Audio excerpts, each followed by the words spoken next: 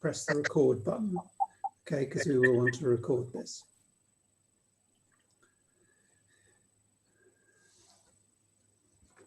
Right, I'll make a start as we're at 6:31. I'm very pleased that so many people have been able to join us today for tonight's hustings event on behalf of the Hope charity.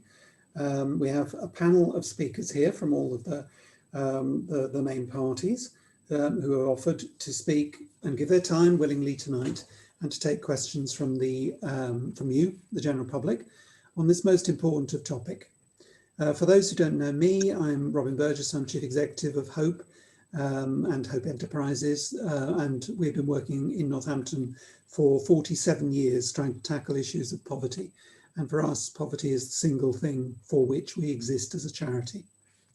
Frankly, how you vote is up to you, but it is our job to enable you as voters to understand how each party proposes to tackle the issues that are obviously of impact upon the people we serve. And for that reason, we've chosen to focus upon poverty tonight. And we've been lucky to obtain some really, really impressive speakers from the various parties. And in no particular order, just on the way they appear on my screen, we have Paul Powerville from the Greens. We have Jonathan Nunn from the Conservatives. We have Sally Beardsworth from Liberal and Social Democrats. We have Ashley Scott from Tusk. And we have Danielle Stone from the Labour Party. So I think we're ready to start. And I'm going to kick off by asking Lee Coyle, who works at Hope, to pose the very first question. Good evening, everyone. So the question that I have is, what plans do you have to support people in entry-level roles, people that are workers but on low wages, who remain poor and struggling?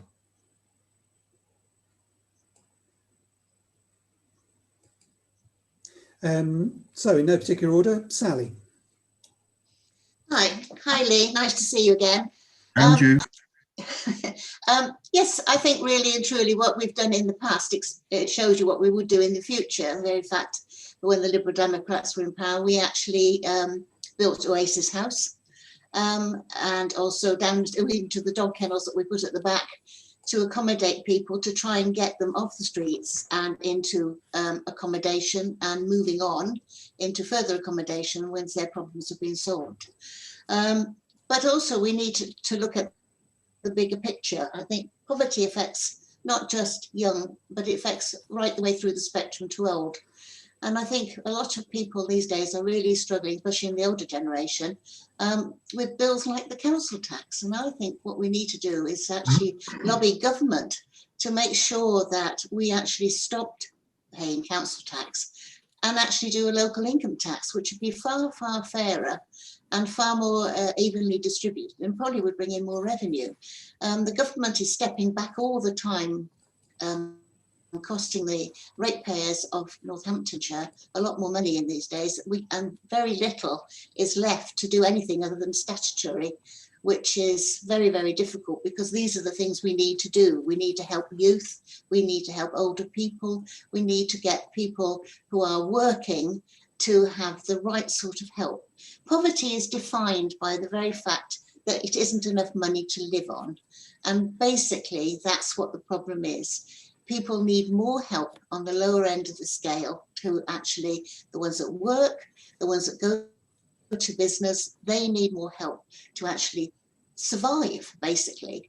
It's dreadful in this day and age that we have to rely on food banks. And I think it's a sad reflection on our governments that this has happened, because people really need to have the money to be able to live comfortably. I'm not saying well, but can pay their bills, they can have the food on their table, they can feed their children, and they don't always have the idea that, when I talk to some of the people in other parties that think they all go to bingo and spend all their money on drink and cigarettes, they don't. There's a lot of responsible people out there that are really struggling, and we need to make sure that we bridge that gap between the lower paid and so that they can actually have enough income to come in.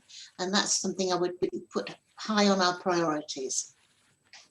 Okay, thank you, Sally. Okay. Paul. Hiya. Well, I kind of agree with what Sally said there. Poverty isn't just for the poor, for the young, it's for everyone. But in the Green Party, we are constantly battling to bring in a national living wage for everybody, and take away the pay boundaries from younger people to older people so that everybody will earn the same as soon as they start work. So as soon as people get into work, they are earning a living wage. And it's something we've been campaigning for years now. So, don't know, sorry, I'm not very good at this. It's my first time doing these things. Other things, Green Party policies, we were talking about introducing free bus fares for public transport for children and anybody under the age of 18 to help them get to school education.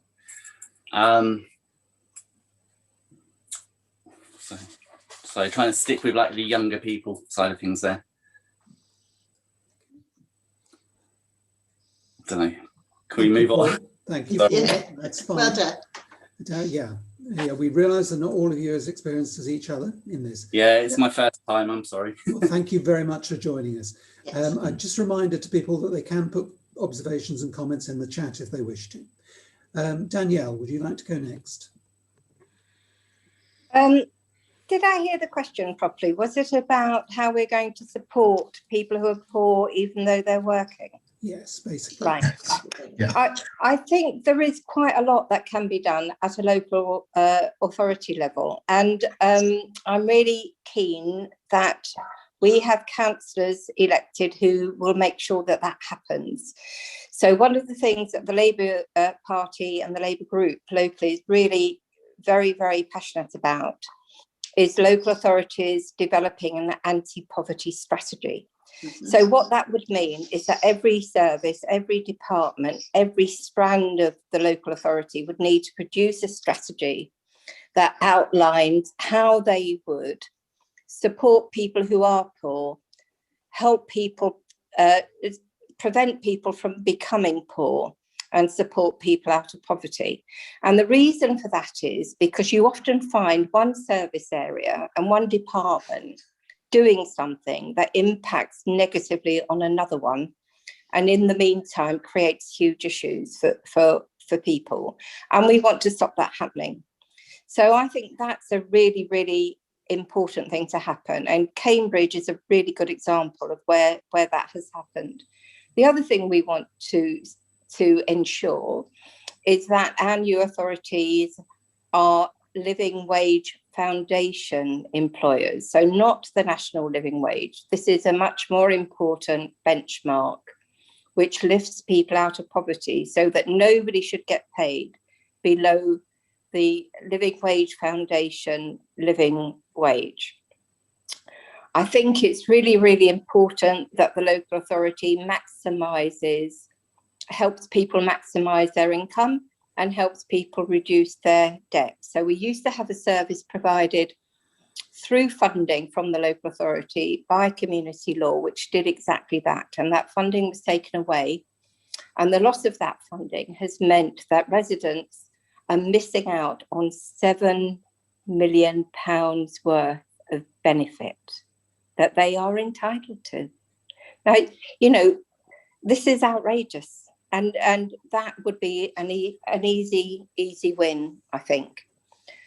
I think to become a living, I should have added, to become a living wage employer with accreditation, the local authority would have to make sure that all its contracts require people to be paid at the living wage foundation, living wage or above. What we have found at the borough is, because the borough was a living wage foundation employer, what we found there is that having that pushes pay levels up, not hugely, but significantly.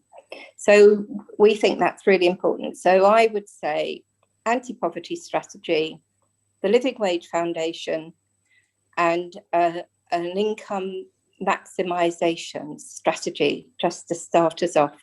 And then apart from that, we need to look at things like the big switch, the big energy switch, which is where you all work together to make sure that you go to the same energy supplier. And if you all do that, costs are cut, efficiencies are made, and energy can become cheaper. So I think that's another thing that local authorities can usefully do. And then the other thing is, of course, is to make services really, really local and really, really accessible, so that people don't have to spend vast sums of money on bus fares to get support, information and advice. We need to keep everything as local as we can. Okay, thank you, Danielle. We'll move on to Jonathan. Thank you, Robin. Thank you, Lee, for the question. A lot of what's been said, I agree with, really. Some things done already. We've been able to perhaps make the council tax reduction scheme, because that is a significant bill, there's no doubt, and it's gone up this year. We've been able to enhance that slightly. So for those who are really struggling, that helps them a little more. And I was pleased to be able to do that. And also those leaving care and council tax benefits that haven't been introduced before. Pleased to have done that. There is no doubt that whatever we do, though, I think we're facing a major issue around poverty. We really are. As we emerge from the pandemic, we have not yet seen the full effect of what's going to happen and what's coming. And to some extent, we've really got to be ready for it. I think what we have seen is we've seen the most fantastic response from communities and voluntary organisations. And I've said on other issues before how we need to work with the charitable and the voluntary organisations as councils in order to deliver anything that's going to have a serious impact on a problem, a poverty related problem. And I have a slight fear also about not wanting to create, if you like, a dependency culture. Whilst we all balk at the fact that council tax has gone up, we're also aware that it's gone up for those who are not so well off as well. And council tax is not just the money to use to alleviate poverty, but actually it can be a part of the cause of poverty with the bills that people are facing. So whatever we do, I think we've got to quantify the problem first. I was very glad to support a motion that came actually mainly championed by some of my Labour councillor colleagues who are on this Zoom call now, and it was about an anti-poverty strategy. It came quite late in the borough. We weren't really able to progress. We're promising that we will now. In the new unitary, there are a number of things that, for me, fit under the umbrella of we promise people things will be better in the new council. This is absolutely one of those at the top of that list. We need to grasp the scale of this problem. Some additional information available, of course, through indices of deprivation and various other things, but there's a lot more needed. And of course, a census going on, which actually won't give us much until about this time next year, if not slightly later. But I think we've got to be ready for an immediate response to the scale of poverty that is rapidly rising. And then we've got to have a longer term plan for eradicating poverty. The first thing, just to comment on this review, insofar as I will have anything to do with it, let's see what happens on the far side of the election. But my view is it's something to move on urgently and to start quantifying the scale of the problem. There's a number of ways of defining poverty. We should work out how we want to define that. We should create a group to take that project forward. And that is not just a council-led project, but some of the other things that we're familiar with, Food Aid Alliance, Hope, and so on, should play an important part in guiding that project. So as quickly as we can, we have a clear view of what the answer is. I think some of it also is the support from other areas. Danielle mentioned community law. I think all of us at the borough are big fans of community law. We were able to find during the pandemic some additional help for CAB and community law because they were absolutely stretched, and that's only going to get worse. We have also, in terms of quality of life and somewhere decent to live, we recently have administration have been able to build a lot more social homes wherever possible at social rents and not just affordable rents, and we hope to keep that going too. So I think free money is not the answer. Finding sustainable ways of people being independent. Picking up on Sally's point, you're right. I have no pretensions about people playing bingo. I tell you what I do worry about, though, as much as anything, I worry about the scourge of gambling increasing and having an impact on poverty. I read something in The Guardian about that today. Probably those are the key thoughts from me. Thank you, Robin. Thank you, Jonathan. Ashley. Need to unmute. Right, can you hear me okay? Yeah. Good. I I agree with Jonathan, actually, which is something I didn't expect to say so early on necessarily. Poverty can be defined in a number of ways. I always prefer personally to look at applying the UNICEF guide for children's poverty to all poverty, which is not just that it's enough money to live, but also to develop and thrive. And I think that is something that, when it comes to young employed people particularly, is wide of the mark. There is a lot of emphasis on getting people above a mystical waterline or a threshold for survival. Well, I personally believe that survival is not the question. I think the ultimate way that TUS, the Trade Union Socialist Coalition, would look to target youth employment, but youth poverty within that, is because it's a mindset shift that I don't think we've heard so far. Ultimately, I'm confident in saying I'm the youngest person on the panel. So the people you're talking about, Lee, in your question, these are people that I grew up with. These are people that I have effectively walked through life alongside. They are not people who deserve this, but ultimately they walk into a market where there is low opportunity. They walk into a market where private rents are skyrocketing because there isn't enough social housing, because there is empty buildings which could be repurposed for council properties and for redevelopment that actually is allowed to go into the hands of private investors. And it's okay saying they're at affordable rents. Affordable rents to one person is not an affordable rent to another. I'm glad that Sally touched on buses, because as somebody who until very recently couldn't drive and now can't drive because of an injury, public transport in Northamptonshire has dramatically decreased for years on years, to the point where we now have a single provider and a single set of routes, where they are able to, unfortunately, reap the rewards of that monopoly. It's okay saying they pay extortionate bus fares. Well, why is that? It's because they're allowed to charge that. And I've got no problem with companies making money. That's their prerogative. But it does have an impact on the overall ability for a young person to spend their wage in an effective way.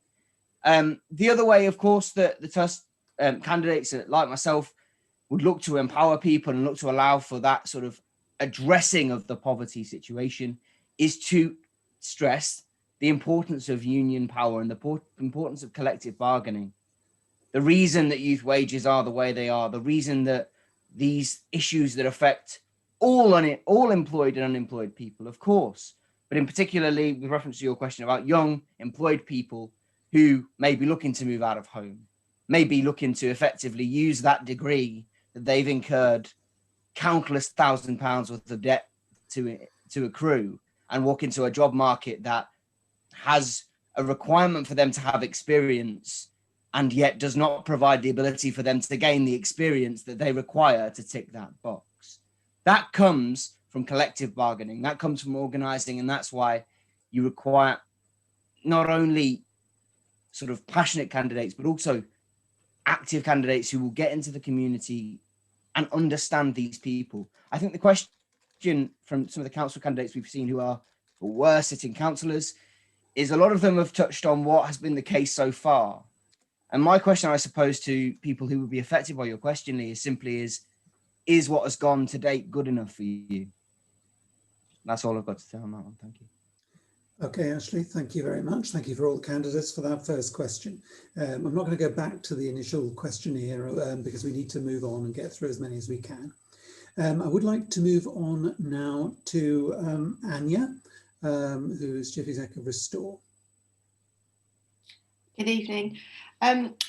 So I've got a question around families and the impact of poverty on families in Northamptonshire. We know that families have really suffered the impact of living in a county where public services particularly, have been slashed due to the bankruptcy. So children's centres, library services, new parks and recreation facilities have really lacked investment or been closed over the last few years.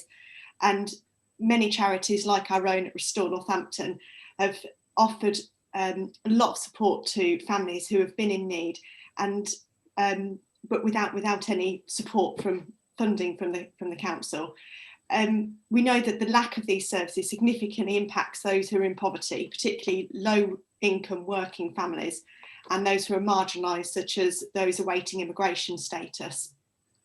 So the question is, how will you work to improve free, accessible local services for families and work to prevent the need for higher level, more costly and intrusive interventions? Okay, thank you very much. I'll put this to Danielle first. What a brilliant question. Thank you so much for that. It makes you want to weep, doesn't it, when you think about all the things that you've just said, Anya, and the terrible, terrible impact that's had on families. Parenting is a tough enough job already. It is a tough job. And then to do it without those support networks and those resources is just absolutely beyond belief. And thank God there are charities like yours around that are helping pick up the pieces. But you're quite right, it is not good enough. And what I want to see, and what I've been arguing for a long time, we need to restore a lot of those services. You know, the Sure Start centres were absolutely brilliant. They were brilliant. We need them back. We want our libraries open. We want them back. What I've been arguing for is that we need to create little local hubs where families can go for everything that they need. They can go for information, they can go for advice, they can go for support. They've got activities on hand for all their children. You know, the only reason I'm in Northampton is because I came to Northamptonshire to work. And I came to Northamptonshire to set up a new service. And it was part of extended schools, and it was called Study Support. And it was designed to ensure that no children went without breakfast. So we set up breakfast clubs. It was designed to ensure that no child were in a situation where they couldn't do their homework. So we set up homework clubs. We worked really hard to ensure that all children had access to art, sports, music, or whatever activities it was, languages, whatever it was that they wanted. Absolutely fantastic initiative, even though I say so myself. All gone.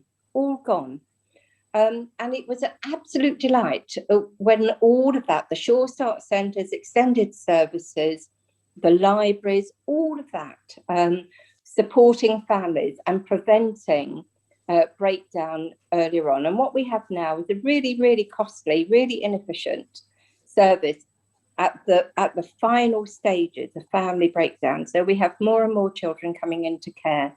It is unbelievable. And we've got a children's trust that has been set up, and it was a question I raised at the last council meeting, which is still extraordinarily expensive in terms of management, and it's top heavy. I want to see, you know, that very upper tier, 3 directors, come on now, 3 directors, that's nonsense. I want to see that money put onto the front line. Community hubs, Anya, is one of our answers. We want to see all those services brought back. We want the huge voluntary effort that we've seen being offered to be sustained, but to be integrated into a much wider, properly funded strategy. Okay. Thank you, Danielle. Jonathan. Thanks, Robin. Yeah, thanks for the question, Andy. Yeah, I may not have much in the way of technical expertise or knowledge to contribute to this one as such. I slightly agree with Danielle's sort of points on children's trust. I think, you know, whoever becomes the council after the election, there's an important job to hold the children's trust to account. I hear optimistic noises. I don't have the expertise or the certainty to be able to say that we're definitely headed in the right direction. And where I think that is particularly important, we've seen this happen with so many different council services as money's been squeezed. In so many different areas, prevention has not been delivered. And I can think of many where you see a greater problem. I think as a society generally, we often fail to prevent a problem. And then you see that problem eventually dealt with through the criminal justice process, because the problem gets so out of hand that somebody goes completely off the rails and does something wholly unacceptable. Prevention is lacking in this country as a whole. I think of one example where we got a bit of success on this at the Borough Council, given I mentioned about housing, and we have built 200 houses. We've got 200 more on site. We hope to build 1,000 within a little while. There's a massive need though. There's over 3,000 people on housing waiting list. We created a homelessness prevention team, and basically their job was just to engage with people really, really quick, not to wait till they turned up at the Guildhall with suitcases, but actually to people have the opportunity to flag up that they felt they may be without a home, perhaps they were sofa surfing, staying with relevant relatives. Being able to interact much easier, much earlier, gave them an indication of what some of those options are. So, I mean, that's a separate example. I think all I'd like to say is I strongly believe that prevention and early interaction generally, in my view, costs about 10% as much as the problem becomes if you let it run. And probably from my perspective, that's about the best I could contribute. Thank you. Thank you, Jonathan. Ashley. Hi, yeah, it's a great question. And for my sins in the days, I am in part a family solicitor, so I see the effects of the extra squeeze and the stresses and anxiety that, unfortunately, the environment that we live in put on family life, particularly over the last sort of 12 months, in particular. But I think it's a very interesting question that you raise, Anya, and particularly because I know you did reference marginalised communities particularly, and as we know, poverty does not discriminate, except of course that it does. More than half of those who are in poverty in this country are of non-white ethnic backgrounds. That again requires an active change in thinking. In terms of something Jonathan's just raised, he's absolutely right to say that if we don't address poverty issues, we end up addressing them through the criminal justice system. And yet, we have to remember austerity was a choice. Now, either on the national level because it was a political choice, or on a local level because actually our council's priorities were not on the families of Northamptonshire. You know, big money has been wasted, frittered away to the point where we now have our unitary authority and our unitary body to clean up the mess, if you will.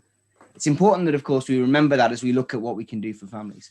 And what TUS proposes to do for families, and what I personally would always advocate for, it is the restart and the regeneration of those services that we've lost. Firstly, by bringing them back in-house. The charitable sector has a fantastic role to play, but that role is not to replace the duty that its state and every council has to its citizens. And we owe a duty, if elected, to every single family in Northamptonshire to improve things for the better. And that only starts by actually, firstly, determining that you're going to be the solution. It's not going to be a case of we're going to have a review here or we're going to have a new scheme there. You know, I was part of the generation who, you know, my primary school was the last one with a swimming pool on site. We were the last one with a playing field on site. We were then the last one before academy changes. I've seen this firsthand, and I've seen the strain that then puts on my family and the families of my peers. And the issue with relying on purely abstract ideals is that they will always remain that. They will remain abstract. What we need to do is to be bringing those services back in-house, and let's say the word that we're not supposed to say here, we need to invest. And there is money there to be doing that. We have reserves, we have increases of council tax year on year, and yet, does anybody in Northamptonshire really feel in there getting value for money in that council tax? That's what I would ask. And that's probably how I would address that question. Thank you. Okay, thank you, Ashley. On to Sally. Thank you very much. And firstly, thank you to Anya for the question, a very interesting question, because without the voluntary sector and charities like our own, we would have been struggling an awful lot more than we are today, because they have picked up the cudgel and run with it to help people that are really in need. And they should have been supported more by the council, but they haven't been. They've had funding cut to them, and it's caused a huge amount of problems for organisations in the town that do tremendously good work. Firstly, can I first say, I don't think the county council had one youth worker when I left. I left in 2016 because I was so disgusted with the cuts that were being made to vulnerable people, to people that really need the service, because they had spent money, silly money, on other things. Let me just give you a small example. Just recently, we are trying to open up Kingsthorpe Library. Northgate School is a special school and trying to get to run it, to help their students and to help the voluntary sector and people who volunteer to come in there, and it'll be a hub. Just as Danielle Stone said, people go there to learn to read, to have clubs, to do everything else. They've got to pay for a full-time librarian. The council at the moment pay a peppercorn rent to the owner, but they want the Northgate School to pay £15,300 a year rent. And you think, why? When this is going to be such a wonderful opportunity for the community, and children that haven't got home computers that can go in and use computers there, can have all sorts of things that happen. This is just a small example. I know it's small, but it makes a huge difference to the community. And we've written and begged the county council, and they've actually just put their foot down and said, no, this is going to happen. So we're really hopeful when the new West Northampton Council takes over, we can really make them change their mind. Because if this is a small example of what's happening across our county, it's a terrible thing. We have to get youth workers back. Sure Start is an absolute essential to get people in. And we used to have social workers that used to help people that were going into difficulties with their children. They were all got rid of. Prevention is better than cure. And if we can actually get people in there to start with, to help families to get a better understanding of how to parent, then we can stop a lot of children coming into care. It's not rocket science, it's common sense. And I just feel that everybody here tonight is making wonderful contributions, and let's hope we can actually get people, to realise that we do care and we want to make a difference. Thank you, Robin. Thank you, Sally. I'm looking for Paul and I can't see him in the room. He seems to have dropped out, so I can't pose the question to him at this moment. Or are you there, Paul? He says, knocking on the table. Okay, so we'll have to pass on Paul for the moment and we'll move on to the next question. Thank you very much, Anya, for asking that one. We'll turn to another person who many of you will know already, which is Amajit Atwell. Would you like to pose your question, Amajit? Thank you, Robin.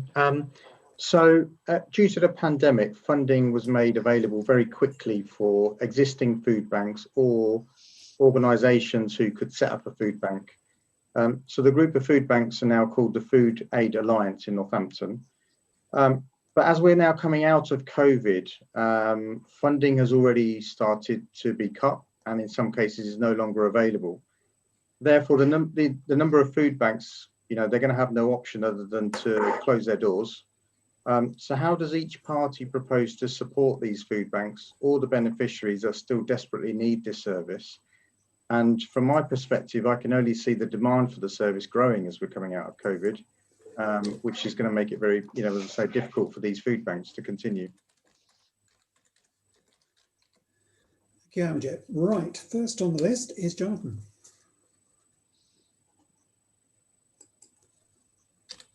Hi, Amajit. Nice to see you. I mean, one of the most extraordinary things about the number of volunteers. Sorry, I couldn't hear you for a moment. You're there, all right? Yeah. My computer's done that before. How's that? Can you hear me now? Yes, that's fine. Yeah. Okay. Apologies. I mean, one of the remarkable things was the speed that the voluntary sector responded, including those established organisations like your own, who dramatically increased what you were able to deliver and provide. To some extent, as we get over that, we feel like we're going back to a bit more of a business as usual, and perhaps it's more difficult to anticipate what that demand is going to be and how it would best be delivered. I suppose, to some extent, as an observer, looking at the infrastructure and if you like, the groups and committees and what have you who are responding to this, that infrastructure is still in place. So I don't think there's anything to stop us continuing to react as we see the problem. It's a change problem. It's not a problem as it was, 6 months ago when the risk of the spread of the virus was so bad. But nevertheless, there is still an issue that's out there. Perhaps the answer to us, you'll tell me whether you're feeling this, or maybe as a voluntary sector provider, you're feeling that the energy being put into helping you provide your service is going off the boil. If that's the case, perhaps the commitment we should be making to you in the remaining time for this council and for what any of us here standing might want to do in the future is we should make a commitment that the infrastructure that helps identify what the need is and helps you get it out to people should continue and not be sort of disassembled. We might be, perhaps, I don't know if your question is hinting that we've come to a bit of a, the war is over, just disassemble the infrastructure. And if that is the case, actually that would be a shame, because we're going to face a big problem. It's just going to be a different problem, isn't it? You just perhaps tell me quickly whether you think that's the case, and whether what we're really being asked to do is make sure we keep that infrastructure and support out there. Yeah, so my concern is we've got 400 beneficiaries at the moment. I've got a meeting with our volunteers and team tomorrow to work out how we start scaling that back now, because there's no more funding available. Yeah. Yeah, okay. Yeah, and of course some of that funding, a lot of it came from the government, of course. Initially, I can talk as the borough, we were down in terms of the public money we were handling by £4 or £5 million. Then the government topped that up, and that brought a lot of that grant money that was there. Perhaps the answer is people like myself and Danielle, we have a little time, MRC is on the call, left before our term as councillor goes. We still have the opportunity to urge the new officers who are taking up some of these positions to keep these opportunities open as best they can and seek the next slug of money. I'm not sure that budgets enabled the continuation of some of those services, but I hate to think that the infrastructure is being disassembled just at a time when we've still got a bad problem, albeit a different problem. I think that's the best I can promise, and I would happily do that in the remaining couple of weeks we have ahead of the elections. We still have the chance, people like myself, Danielle, Emma, and so on, to influence to make that happen, because I think that would be a shame. And I'm absolutely convinced that we are facing still a major problem. The problem is not over. The problem is just changing to something different. But we still have a major problem that needs everybody, including your own organisation and others, still to be equipped and able to deliver what they need to deliver. Thanks, Jonathan. Just for numbers, there are actually around 5,000 people being fed by food banks every week at the moment in Northampton. Moving on into Ashley, who's next on the list. Robin, thank you, Amarjeet, for your question. I think the problem is continuing is rather a polite way of saying the problem is just starting. The Chronicle reported as far back as October that in terms of children in low-income families, that had increased to over 13,000, nearly 14,000 people in October 2020. Now, really, we're not going to see the full effects of these times that we live in until actually really probably 12 months down the line, as businesses start to readjust and decide what workforce they're going to keep in place, whether those workforces are going to be paid in good enough times. But of course, food banks have become an essential service for more than the last sort of year or so. They have been more and more essential in my entire lifetime. And I do think that your point on funding is vital. And it's part of the wider idea that effectively there are services that we can either do without or minimise. And that is simply not the case. It's simply not the case. What we at Tusk stand for is effectively a zero cuts budget, which means we will stand with local organisations, we will stand with local people to effectively implement those budgets. And one of those services that has to be protected, of course, are the fundings to charitable organisations and assist in that element of our society that is necessary to effectively do no more than provide people with the basic services and the basic resources that they need to, as I said before, live, thrive, and effectively continue to be able to provide for themselves and their family. Okay, thank you, Ashley. On to Sally. We are all still councillors until the election, and I think we should get together, Jonathan, myself and Danielle, and we should go to speak to the chief executive of the to find out what her plans are to support these people, because it can't just stop. These people have done such sterling work, and the very fact that the money is not coming from government, we need to make sure that there's somebody there in control of this situation, somebody that can oversee all the food banks in Northampton, work with the local supermarkets and stores, work with local people that are quite willing to donate, and sometimes just forget that there's a food bank out there, and we just need to remind them that anything that you've got surplus in your home could well be a meal for somebody in the community. But we really got to find out what the plans are for the new chief executive, because basically we need to keep these going, because people just deserve, you can't have a service that's there and then just take it away, because people are just going to starve. And in this day and age, it's just wicked.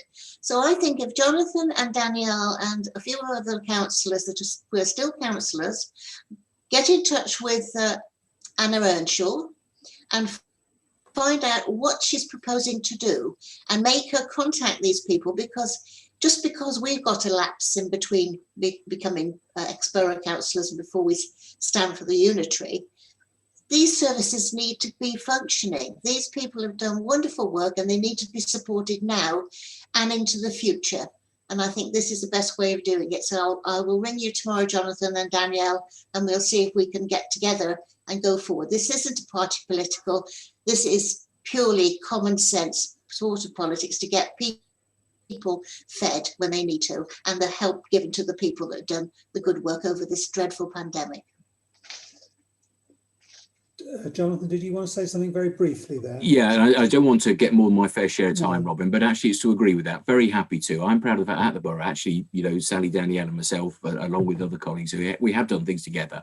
I could also tell you, Sally, to answer that, I spoke today to the new director, you'll know him, Stuart Lackenby. He's the director over these areas. And actually I said to him, look, I'm doing a hustings thing tonight. It might be expected that people make bold promises, but I only want to make promises we can keep. But I'm determined that we're not doing some kind of, yes, minister, kick the can down the road type review. We've got to quickly get a grip of what the problem is and what our solutions will be, certainly short term, and then move towards eradicating poverty in Northampton. But first of all, we've got to keep the services running. And so he's the chap we should meet with. And I think perhaps what you're hearing from us is a collective commitment that we'll do everything we can to move that forward. Sorry, Robin. Okay, so to give Danielle her chance to join in on that for the collective approach. Thank you. And of course, I'm very happy to work with my colleagues on that suggestion. I wanted to say a couple of other things, though. I think we need to be really, really clear that the pandemic was not the cause of poverty. It has not been the cause of all the inequalities that we have seen. What it did was highlight it all. And one of the things that I support 2 food banks, and I do food delivery, so I go out to households. One of the things that has shocked up me and the people I work with is hidden need. The level of poverty, the level of need that was hidden to us before is absolutely astonishing. And it's something that needs to be properly investigated and properly looked at and properly documented, so we know exactly what we're dealing with. Before the pandemic, we knew there were 18,000 children in Northampton living in poverty. My estimate is that has now gone up to 20,000. A lot of those children are in working families, so there is a real structural issue there. And my feeling is absolutely right, Amjit, that all those services need to continue for as long as they are required. They are doing the most. They're not just giving people food, you know, that social contact, that acceptance of other people's conditions, that forum it provides for people to be able to tell their stories and seek advice. I do loads of casework arising out of my involvement in the food banks, and some of it is immigration and some of it is housing and some of it is schooling. It is extraordinary. So I think that meeting together of people around areas of need is really, really important, and it's something that's helped sustain our communities. But what we want in the long run is an eradication of that kind of need. It is heartbreaking to me to see it on a weekly basis. We need to be able to eradicate it. But in the meantime, one of the things that I press the local authorities on all the time is this notion of social value. If you're taking our money for a contract, what are we going to get back in terms of added social value? And I think in terms of sustaining our communities, creating resilience in our communities, helping our children and our communities to thrive, then all of us, everybody that comes into contact with the local authority has got a role to play. And I think we need to be looking at the added social value of everything that goes on. Okay, thank you very much there, Danielle. Okay, we'll change tack for a moment. There's lots of other questions and points being posed in the chat, and we'll perhaps come back to some of those if we can. Elaine O'Leary from ACRE makes the very vital point that rural areas and poverty and other issues in rural areas are different. And if we get time, we'll come back to that one. But I want to go through the questions that people have already tabled. I want to turn to Sharon from another vital local charity, the Lowdown, who has a question, I believe, about youth unemployment. Yeah. So my question is, what is being done and what will be done to tackle youth unemployment in Northampton and give prospects to the young people of Northampton? Okay, first, thank you very much, Sharon. First up this time is Ashley. Sorry, just taking a note of the question. Thank you, Sharon. I will probably leave the what is being done to my colleagues who currently have some power, though, of course, what is being done, I think, is a collective political awakening for young people. And I think that is something that we're seeing in many different spheres, really. But I think also is an offshoot of what we've seen over the last 12 months in terms of people's responses to social issues in the pandemic. Youth unemployment is a huge problem, and I did touch on it in my earlier answer in respect of youth employment. It is simply a case that the access to the market is not fair. And it isn't fair because of the way market factors have effectively been employed. Youth unemployment now is large because there is a squeeze on wages, downwards. There is a squeeze on rents. There is a squeeze on the ability of young people to be able to up sticks and move for work. I know somebody earlier, I think it might have been Danielle, said she did come to Northampton for work originally. That sort of behaviour takes funding and takes wealth that, put it frankly, young people by and large don't have. And unless their families have that, it is on us as the council to put in place mechanisms and put in place that power of collective bargaining to allow youth unemployment to be addressed by access to services, by access to skills, by access to the basic requirements in terms of housing, in terms of things that actually lets a young person focus on how they achieve a job. And when we say a job, I think the thing to be borne in mind here as well is what we consider unemployment and employment to be. It's no use considering employment as 1 hour's work a month. That's not sufficient.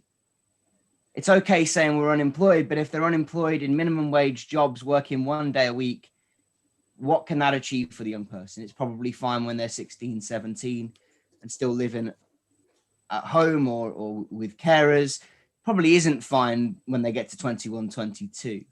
Again, it's about that collective bargaining and that fight for really improvements, whether you are young or old. But for the young, it's about that empowering them in terms of actually the investment in what we need, all the services that have been cut, all of the basic, access to library services. Young people are as well endowed as we've got. They are at the fingertips of as much information as we've ever had access to. And yet here we find ourselves with a job market that effectively says to them, whatever qualifications you walk away with, we cannot guarantee that you're going to walk into the job that you need. And that needs to change. And that needs to change by a fight, which effectively needs to be taken on by councillors for their citizens. And that's what Tusk would do if we were elected to be part of the council. Thank you very much, Ashley. Move on to Sally. Yes, I think largely it's not just employment, it's giving people a future. It's getting people to have hope that they'll get a good job, they get educated, And years ago, we used to have an officer at school, a school leaving officer. I don't know if they have them anymore. But I think that's a definite role for a former school counsellor that actually works within the school and starts at quite an early age to find out what children's ambitions are, and to actually say what their qualifications they will need to get to their ambition. And if they can't get to that ambition, what they could do as well. I'm a great believer in apprenticeships, proper apprenticeships, and they do really good work, but it's getting companies to do that. We are well known in the motor industry with Silverstone on our doorstep, with Cosworth and various people like that, and Mercedes. There are lots of openings for talented young people to go and work for them. But we need to find jobs that everybody feels some job satisfaction from. And going out to work in a shop for 2 hours as a stretch on with the minimum wage isn't going to enhance anybody's happiness and looking forward to their lifestyle. You've got to give children ambition, you've got to give them hope, and you've got to give them a guidance to what they need to get a job that they really would like to do. And the job market should be there in front of them so they can choose. And not everybody will attain what they choose, but at least it's something to strive for and something they can see why they need an education for. Because a lot of people drop out of school because they don't understand that they need it to get a decent job. And that's why it should be early on.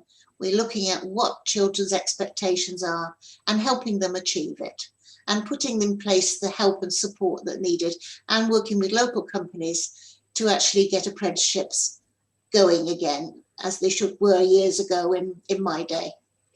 Thank you. Thank you very much, Sally. On to Danielle next. Thank you very much. What a huge, enormous problem youth unemployment is. And one of the issues there is there aren't any jobs. You know, it is terribly regrettable, in my view, that Northamptonshire has become an amazingly low-wage economy with low-wage jobs. Logistics, 0 hours, 0 hours, 0 hours. It really isn't good enough. Huge effort needs to be put in to bringing high-end jobs back into Northampton and into the West Northants footprint. Our children deserve it. What happens when you have a low-wage economy? It depresses expectations, and you can see it in schools. You can see it in schools. And you can see it in our communities. We need to bring back high-end jobs, and we need proper apprenticeships, proper training opportunities, and proper career pathways to enable young people to move into them. At the moment, in West Northants, the major employers are public authorities, aren't they? National Health Service, the police, the local authorities. And they have got a really important duty, it seems to me, to be able to offer entry-level jobs to young people and provide them with proper training and proper apprenticeships and proper career pathways. But we need to do an awful lot more than that. So one of the characteristics of our area is small enterprises. 80% of the local economy is fed by small enterprises. Well, there is a huge role there for the universities, for the colleges, to help young people think through what kind of enterprises they would like to be a part of. Would they like to be part of workers' cooperatives? Would they like to set up their own small businesses? And so one of the other things that my group has been talking about for years and years and years now is the need to have a proper infrastructure of support for new businesses and small businesses, because it's all the background stuff, you know, doing your IT, your bookkeeping, your communications, your website, all of that takes money out and leaves you with very, very little profit. So I think something needs to be done to create a proper infrastructure for small businesses. And when that happens, they will be able to more readily offer young people opportunities within their businesses. They can't at the moment because they don't have the resources to do it. But we need to do a huge amount, it seems to me, to develop our jobs market and our skills level. Thank you, Danielle. Last in this group, Jonathan. Thank you, Robin. Thanks for the question, Sharon. Yeah, I think youth unemployment is a problem. I think there's a broader agenda of economic development. Do you know, I think for a number of reasons, there has never been a greater need for all levels, all types of public intervention in a variety of different things. Similar, alongside economic development and jobs, is sort of regeneration and the repurposing and the reinvention of our town, which right at the moment, the market, inverted commas, is not taking care of that. As a society, we need to step in and use public money to transform our town centres with that rapid change to online retail and all the other things we see. And that's my strong belief, which is what that we've been able to do through the money we've got through Future High Streets and so on. But economic development is very similar. There's never been a greater need to shape and to influence, I don't think. And I think largely it's something that councils are a little bit out of practice with, or they are certainly in Northampton and Northamptonshire. We at the borough last year published an economic growth strategy which talked about issues like that, and yet again I think it's something we've really got to kick into in the West. I've had some discussions with people outside of Northampton in the areas of Daventry and South Northampton as to what they see are the economic growth imperatives for the new West, but I think youth employment is a key part of that. We have a couple of other things going on in Northampton. So we have an enterprise zone which created quite a lot of jobs and then it's plateaued.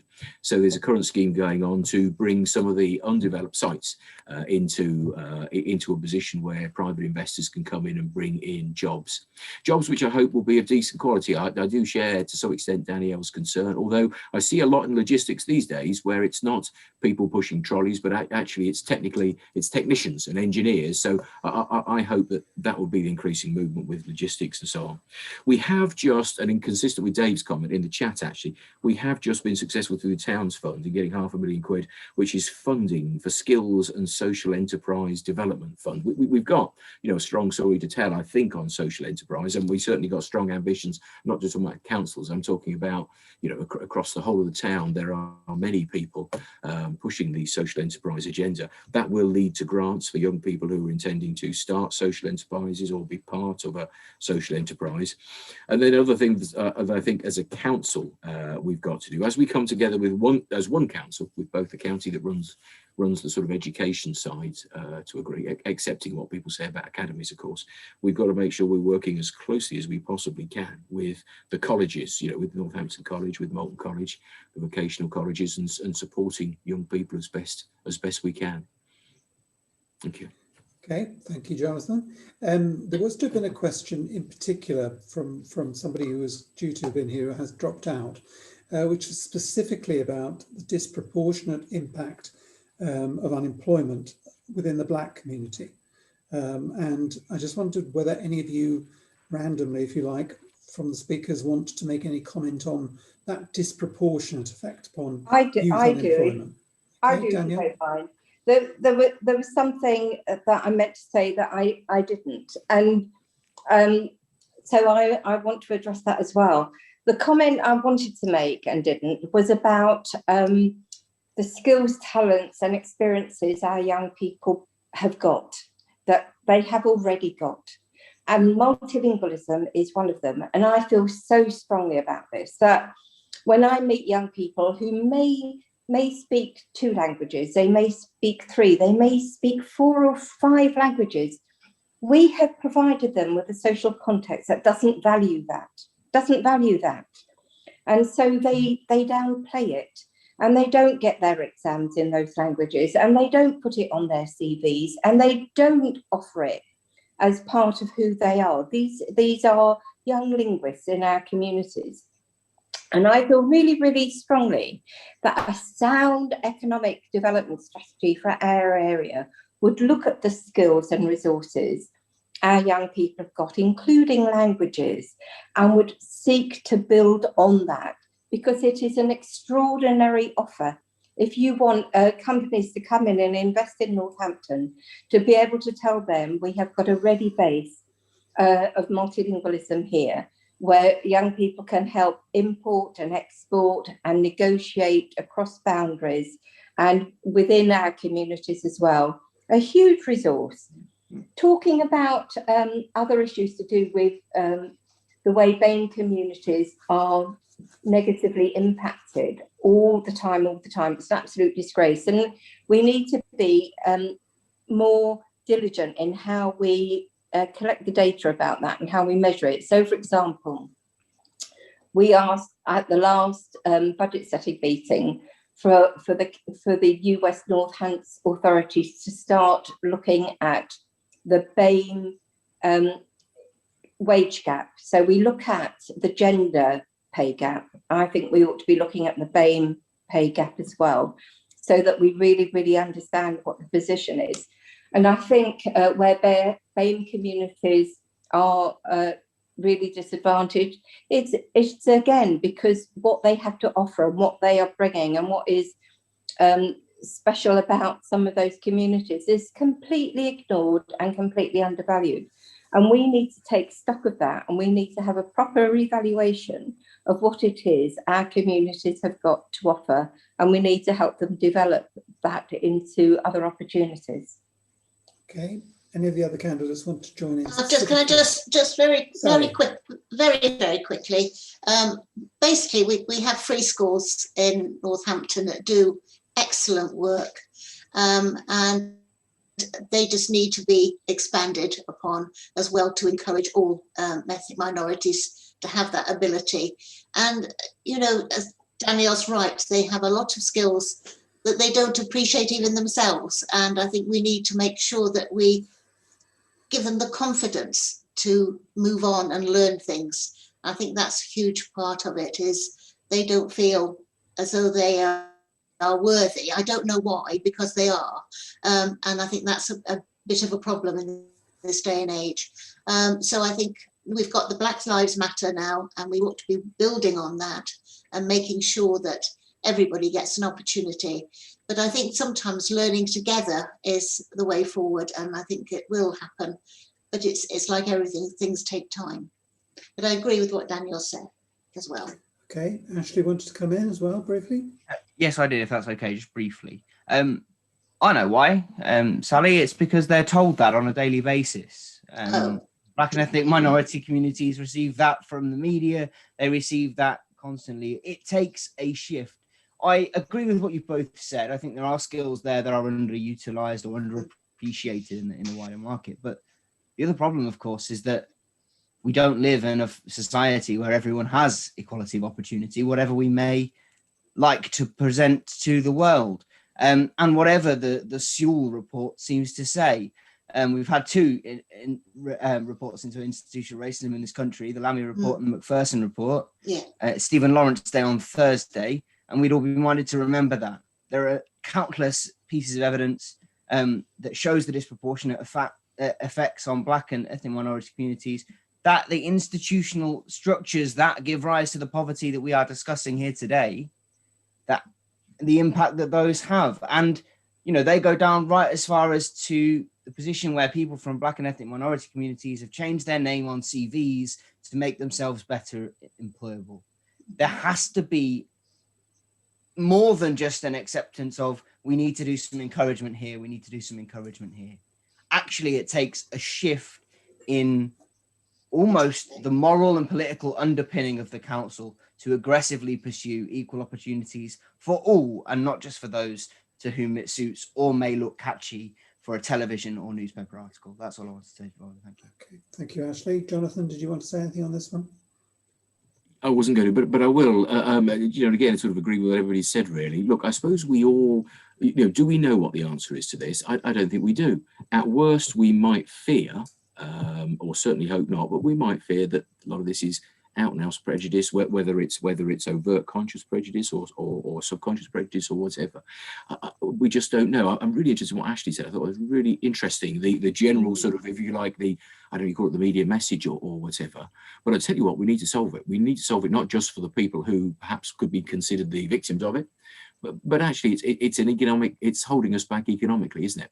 It is taking, if it is taking a bunch of our society and not giving them the opportunity to contribute as positive as they might, it's something we need to solve. I wish we could find an answer. I wonder if it's part of what we could do in terms of what we're looking to do to review the whole position of poverty and inequality of opportunity. I'd absolutely love to solve the problem and find some solutions. I think that's all I would say on that. Thank you. Okay, move on to another question about economic development, but just for a matter of fact, the levels of unemployment amongst young black men at the moment are down to the levels they were at 40 years ago, prior to the riots of 1981. That's the reality of the scale of the problem that we face. Okay, we'll move on to a question from Stephen McFarlane, who works for Goodwill Solutions, and perhaps this nicely follows on, Stephen. My question is, as a purchaser of public and internal services, will councillors put processes in place to support those organisations, businesses and social enterprises who are local and who provide support and employment to those experiencing poverty, for making that support a component of council-funded purchasing decisions? Did everyone hear that all right? I found it a little bit hard. Yes, that was a bit, it's okay. I'm sorry, I didn't get that at all. Stephen, sorry. It's very echoey, Stephen. Can you try and... Sorry. I'm trying to work out where my mic is in terms of where. So, as a purchaser of public and internal services, will councillors put processes in place to support those organisations, businesses and social enterprises who are local and who provide support and employment to those experiencing poverty, by making that support a component of council-funded purchasing decisions? Okay. So Any better? You all got that? Yeah. Basically, to paraphrase, are you going to invest in the social enterprise sector? Who's first on this one on the order? Sally, you're first. Well, definitely, I must agree with you. We need to invest, and we need to invest in what we're doing. I can hear what you're saying about we ought to be doing contracts locally if we can, looking local businesses, local people, and social enterprises that are local. And then they can, in turn, put something back into the community as well. So it works two ways. But at the moment, I don't really know what is going to happen with the new West Northants. It's covering such a huge area, and until we know the complexion of it, we'll all be fighting for the same things. But definitely, I totally agree that we should be using local businesses to invest in. That makes perfect sense to me. And also the fact that they can in turn then put something back into the community by helping others. Thank you, Sally. I mean, the point that Kate is making in the chat, for example, is that a lot of small businesses, including social enterprises, didn't really get a lot of help. They were somewhat marginalised and ignored.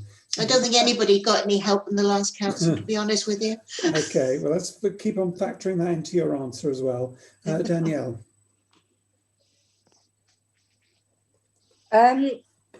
What do I think about that?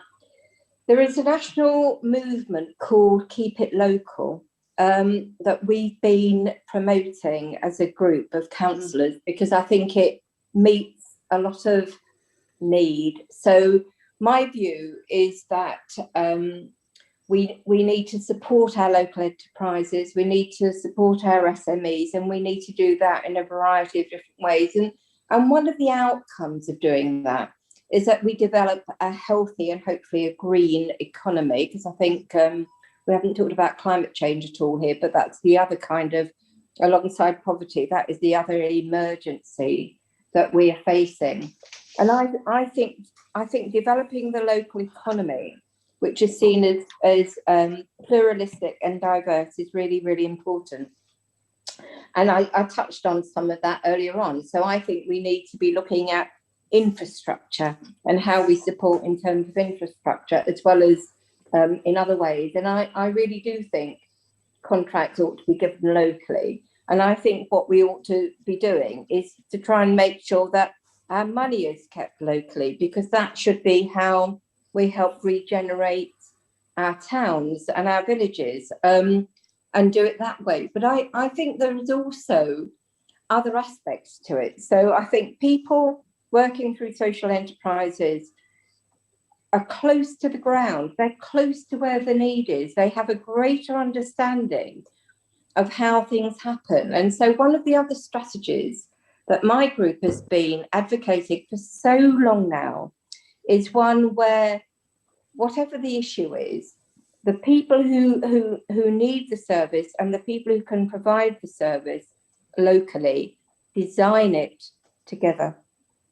And I think the local authority has got a hugely important role in trying to create a much more integrated support for need and for services in our local authority area. And I think social enterprises can be a really, really valuable part of that.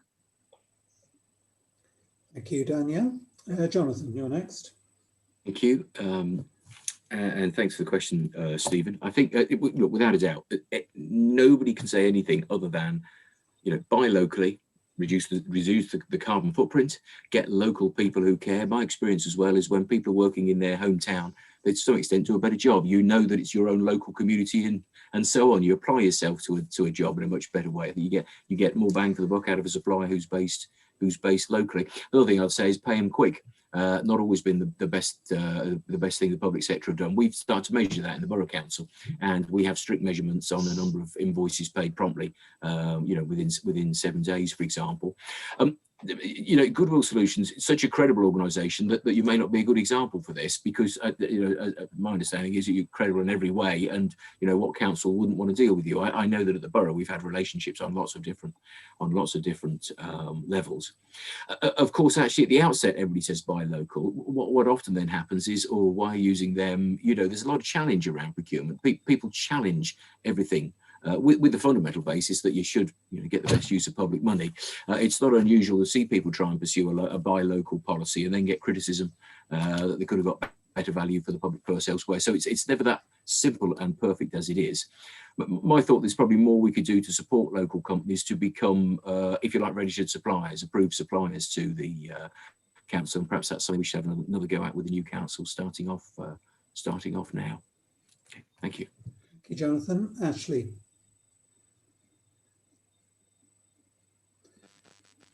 Hello. Yeah, Stephen, I have to preface my answer really with saying I don't have any personal knowledge of your company. So again, I'll take Jonathan. Jonathan has obviously discussed that you're a credible organisation in every sense. So I'll take that as gospel and kind of proceed from there really. And I know Robin extended the point to include those small businesses and other people that haven't been supported by the kind of either by the last council or certainly in the response from the pandemic, which I think was the point raised in the chat. And that is, of course, a problem. In terms of small businesses, those people are more akin in the actual grand scheme of things to workers in terms of their actual relationship with us as a state body and as a council. And I think that needs to be reflected in our response to them. In terms of the social enterprise step, Tusk would be voting against any further social enterprise developments and transferring what should ultimately be council services into the hands of private businesses for one reason, really. And it kind of builds on what we've discussed and what's been raised by the other candidates here today, is that there are difficulties. I accept what Jonathan says about the difficulties in buying local and then being criticised for the potential deals you may have been able to procure elsewhere. I take what Danielle said on board, of course, about building that kind of relationship and trying to develop effectively with those people on the ground who know it's effectively a see a need, fill a need type of situation. Of course, the easiest way to do that is to bring those services back in-house and have the council effectively fulfill its basic duty to every person in Northampton, which is actually, we can solve your problems. The funding is there to available for us to do so. And rather than actually us in spending this money on private contracts and with private firms, what we should be doing is actually investing in our community, in our local areas. And that response can be as localized within that council boundary as we need it to be. And I do agree that as local a solution as we can find is better. I know I'm standing in my home ward for that very reason. I understand the issues here because I live them on a daily basis. So absolutely, the more local a response you can find, the easier it is to identify not only, of course, what issues are outstanding, but also actually where are our obstacles? How are we going to be facing that pushback, if you will, in actually dealing with those things? And that's why effectively, as TUS candidates, what we believe is that those services need to be brought back under the council's banner, and effectively we need to be the ones responsible for delivering the best possible service to Northamptonshire. Okay, thank you for that. Now, in the chat, a gentleman called Harrison on the YouTube chat has raised an important question, which I know other people wanted to ask, which is the whole question of homelessness. And in particular, he says, because homelessness is obviously just the most ultimate form of poverty, really. So again, almost randomly to candidates, how would you tackle local homelessness and continue to work to strive to stop more people returning to the street or becoming homeless? Who wants to go first? Danielle. Thank you. Hugely important question, and it's important to recognise we've got a housing crisis. So we do not have enough housing units for our population. So clearly, a home building programme is really, really important. I'm very, very in favour of social housing, and I would like to see the right to buy pulled back and it paused for a decent amount of time. I think we need to have a homes first policy, so we don't expect people to sort out all their own issues before we offer them somewhere to live. No, it happens the other way round. You get somewhere decent to live and then you can start addressing any of the particular issues that you've got. I think it's hugely important. I think what we have now are inbuilt structural inequalities that make people poor and make people homeless. So we've got a benefit cap, but we don't have a rent cap. It absolutely infuriates me. Where is the logic in that? We have a system where people can't get mortgages and can't get rents because they're on 0-hour contracts. Where is the logic in that? Who is helped by that?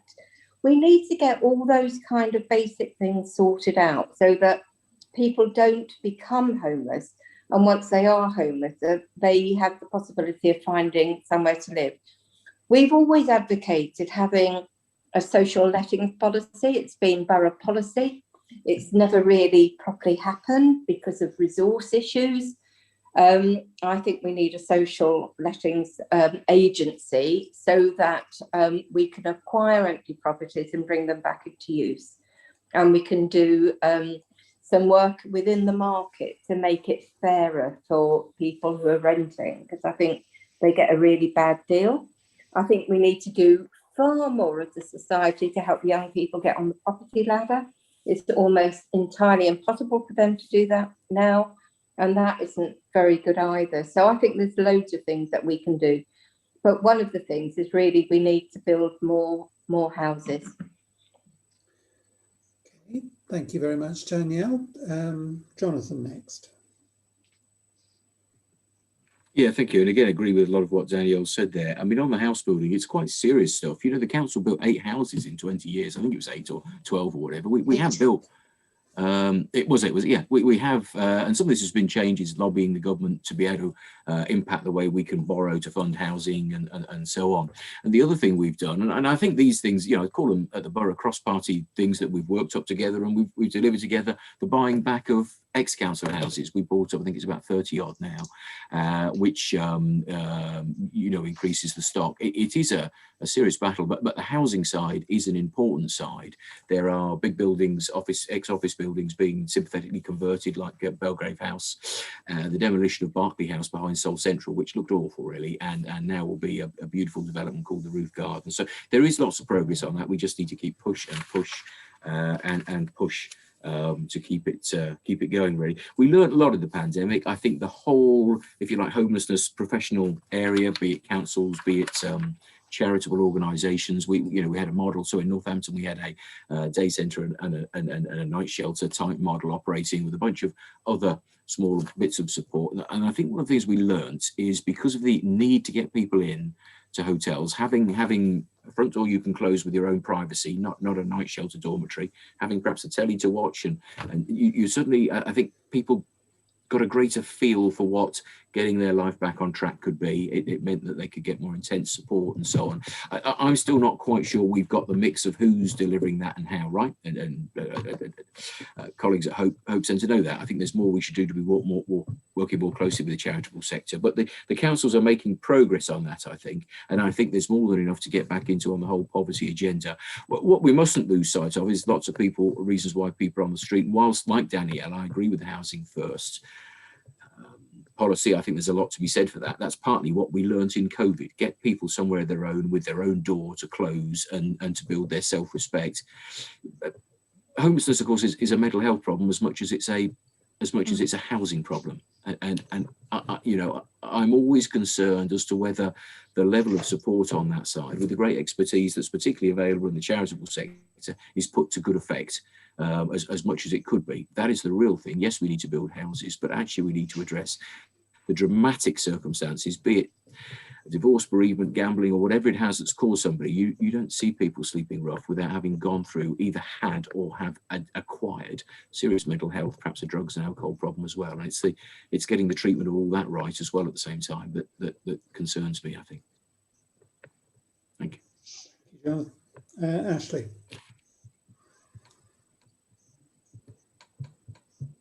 Yeah, in many respects, I will echo some of what's been said by the previous candidates, really, in terms of home building. That is the simple solution. There is not enough housing in Northamptonshire and we need more. The other thing to consider, though, of course, is we do have a number of buildings that currently stand empty that actually could be repurchased and repurposed for housing. What we need to do is, as Jonathan says, learn the lessons of the pandemic, which taught us that actually we can go quite a lot of the way to addressing homelessness, which is something that actually for years beforehand, notwithstanding the great work of the charitable sector and organisations like Hope, ultimately what we've been taught to accept was that actually homelessness was part of life. Well, it doesn't have to be, and it shouldn't be. I think it's interesting to talk about homelessness and the causes, because everything we've led in tonight in discussing effectively culminates in somebody becoming homeless, whether that be homeless in terms of living on the streets or homeless actually just not having a fixed abode, sofa surfers, etc. And I think actually this dovetails really well with Amajit's question from earlier on about funding, because we've seen what an investment in that area can bring. You can address then the certain, the real realities of what it's like for somebody who is on the streets or without a fixed abode. And actually you put them in that circumstance and you can allow them to address their problem.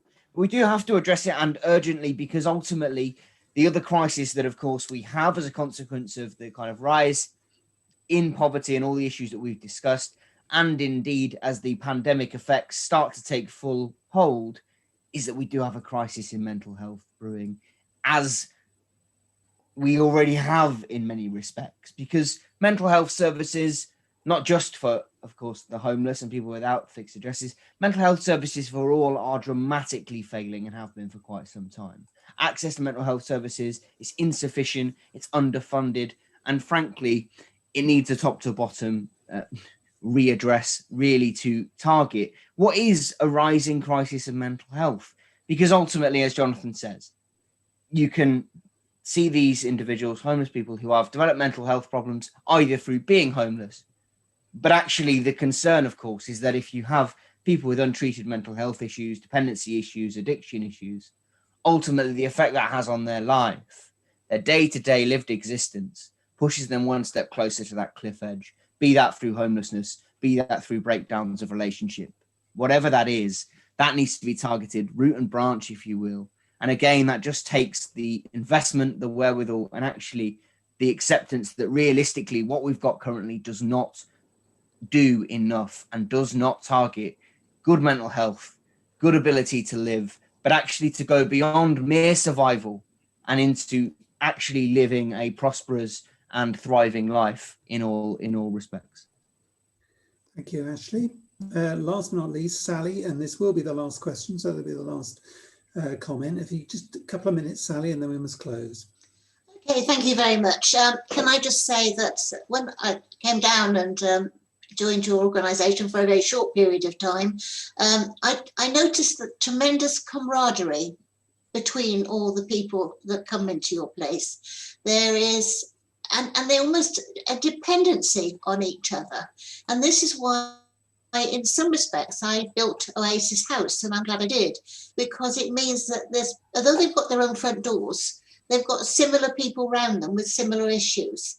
And it's true, mental health has been the poor relation for so many years, and it's a huge impact on society, especially the homeless, who need the support, especially with drug and alcohol and breakdown of marriage, and people who come out from the services who've been almost institutionalized in the services and come out and don't really know how to lead a normal life. So I really, really feel that we need to, I put a motion forward at full council many months ago to say, can we stop the right to buy for 5 years? Because what we're doing, we're getting houses, letting them go with discounts of up to 50, huge percentage, and then we're buying council houses back at market value. It doesn't make sense.